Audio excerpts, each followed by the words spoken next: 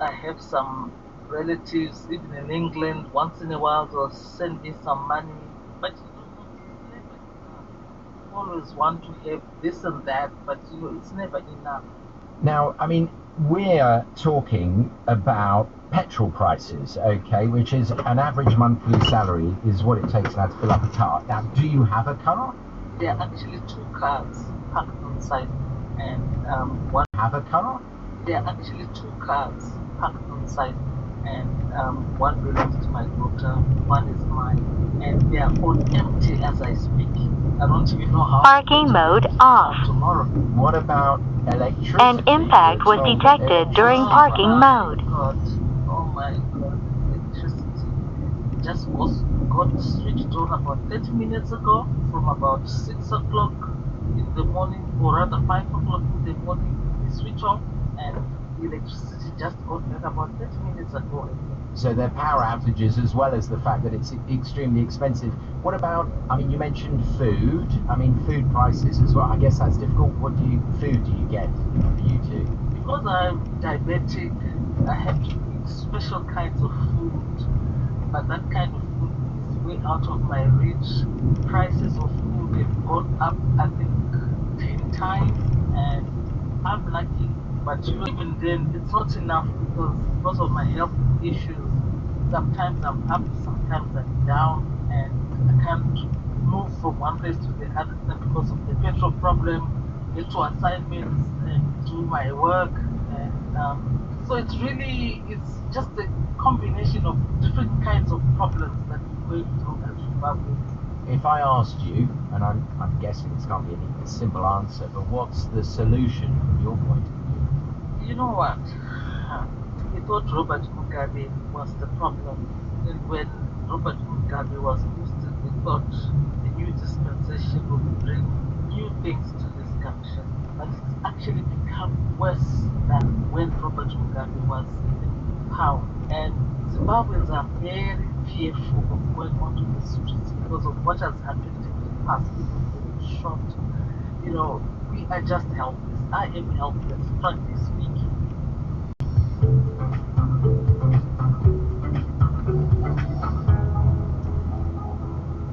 Right, now we're going to speak about art next. Paintings, sculptures, even photographs. We've all seen artworks in these mediums take centre stage and reach big prices at auctions around the world.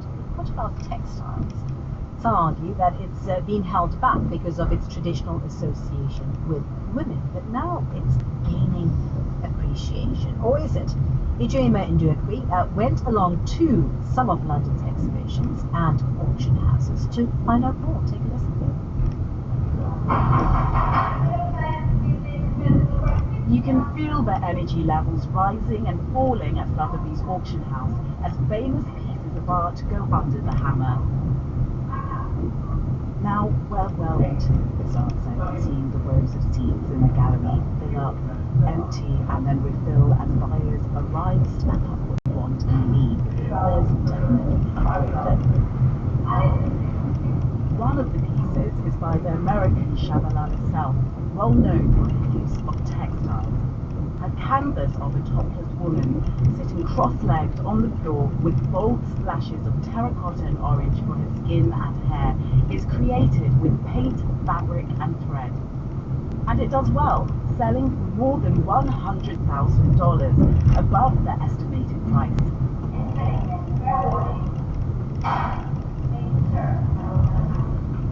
This is really what we achieve, the artist work we choose.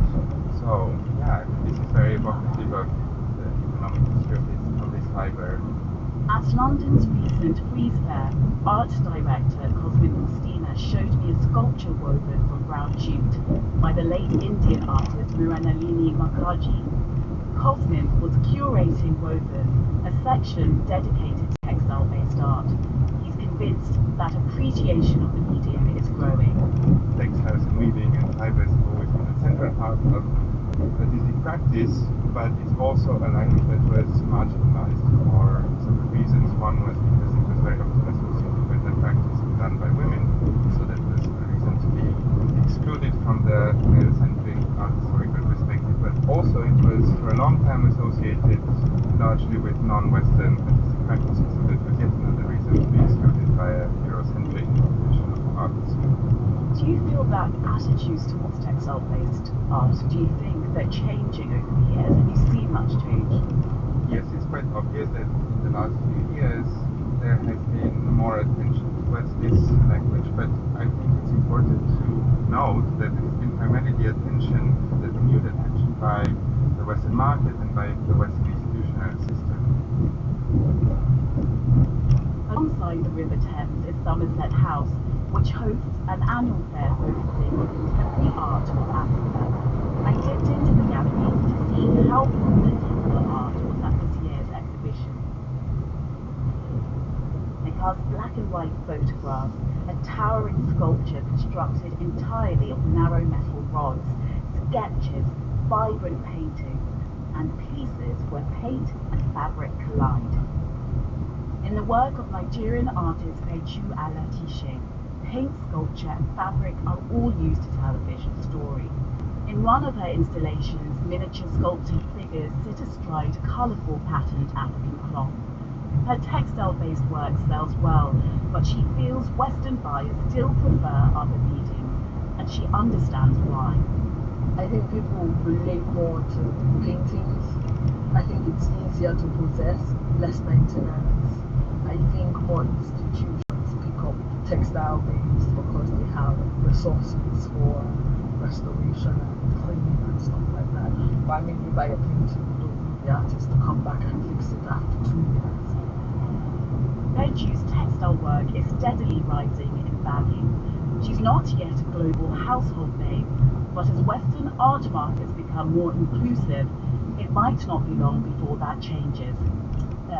That is Ijoma Ndukwe reporting. Happy World Porridge Day, Carney. Well, thank you very much. How do you have it? Is it milk or water? Milk with cinnamon in it, generally. Which is how I have it too. It's from Scotland, it's the national dish there. It's also made around the world using maize, rice, sorghum and wheat. And guess what? It's also the World Porridge Making Championships this coming weekend, known as the Golden Spurtle, which is hosted in the village of Carbridge in northern Scotland. Let's speak to Charlie Miller from the organising committee about all things porridgey. Good morning to you, Charlie. Good morning. What have you had for breakfast? I haven't had it yet, but my porridge is steeping as we speak, and I will be eating it in about an hour or so. Yeah, and how do you have your porridge? Water, salt, and porridge oats, nothing else. Once it's on the table, you can add what you like. You can add your sugar or your cinnamon or whatever, but to make it, it has to be salt, water, and porridge oats only. Really? What, to start with? Yeah, absolutely. Right, okay. That's an interesting combination, salt and sugar. Yeah. No, sugar is an optional extra which people add later on. Mostly English people, I have to say, but we prefer a savoury dish to a sweet dish. Right, okay, so tell us about the World Porridge Making Championship, known as the Golden Spurtle. How is it judged? Who's in it? Who's the world champion, etc.? Well, at the moment we have joint world champions, 2 Swedish gentlemen won it last year, we couldn't separate them. And it's in its 26th year now, and the Golden Spurtle is the prize awarded in the senior tournament for the best traditional porridge using only those 3 ingredients that I mentioned. We also have a speciality contest where the imagination runs riot, and the chefs come up with things like sticky toffee porridge, pinhead oats with lemon, and even a lamb tagine one year. So it's very international, very much whatever your imagination thinks will work. Yeah, well, you said that there's Swedish champions at the moment. How many competitors from around the world do you have? How diverse is the field? We have a total of 36 We have a total of 36 contestants this year in both competitions, the junior and the senior. And in the senior competition we have 11 different nationalities represented. And in the junior competition we have 4 nationalities represented. So it really comes from everywhere. And this year we're going as far away as Canada. We have Poland, Belgium, Russia, Indonesia, Sweden. And in the juniors we have China, Scotland, Wales and Sweden. Right, okay, so yeah, a pretty diverse field. And the secret to good porridge? Consistency in terms of not gritty, not grainy, a nice smooth dish that goes over very easily. Yeah. Oh, you're making my mouth water, Charlie. Really good to talk to you. Thank you, Charlie Miller there from the organising committee at the World Porridge Making Championships. Now on the BBC World Service, this month's World Questions comes from Japan. We'll be at Keio University in Tokyo discussing the country's future. With its aging population at a record high, Japan faces momentous challenges, social, economic and political. And how will the government address environmental issues in the lead up to the 2020 Olympics? World Questions in Tokyo at bbcworldservice.com. And in 30 minutes. Join me, Manuela Zaragoza, for Business Daily, where we're marking World Mental Health Day with personal stories of those who suffered a mental breakdown at work and the support they did and didn't get from their employers. Turns out there's a business case for empathy. Now we return to Newsday here on the BBC World Service, the world's radio station.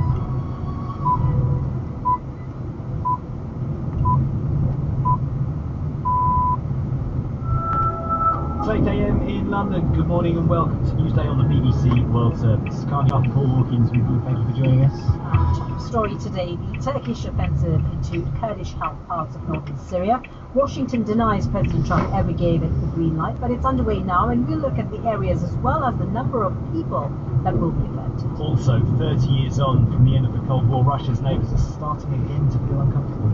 We believe that Russia does not propose a trade as long as Europe and NATO remain unified. If there is weakening of those alliances, Russia is a threat to its smaller neighbors. And after the breakthrough that made a paralyzed man walk again, could the brain also replicate the sense of touch? All of that coming up after the latest World News. Stay with us.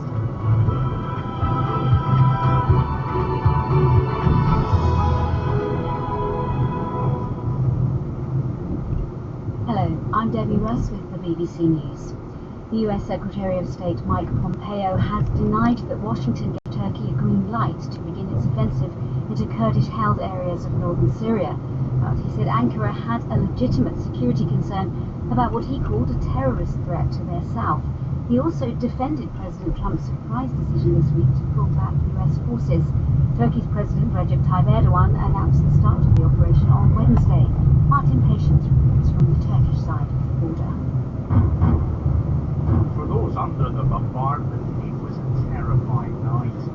Thousands were forced to flee their homes. The Kurdish forces say at least 5 civilians were killed and more than 20 others injured. Local media reporting that Turkish special forces had entered Syria in several locations along the border. The Kurdish authorities have called for a general mobilisation, urging all civilians to resist the Turkish offensive. The American military says it has taken custody of 2 British detainees in Syria who became notorious for their roles in a jihadist cell that tortured and killed nearly 30 Western hostages. Chris Buckley reports from Washington. President Trump says that some particularly dangerous members of the Islamic State group who were held by Kurdish forces were taken into US custody ahead of Turkey's invasion of Syria. It's understood they include Alexander Koti and El-Shafi al-Sheikh, kidnapped, tortured and murdered Westerners, including journalists and aid workers. They released their views of the headings at a time when IS controlled substantial territory in Syria and Iraq. The pair are reported to have been moved by American troops to facilities in Iraq. Apple has removed a Hong Kong map application used by pro-democracy activists in the territory. China had warned Apple to drop the app and accused it of complicity in the territory's protests. An Apple spokesman said that it had investigated the app and found that it had been used to endanger law enforcement and residents in Hong Kong.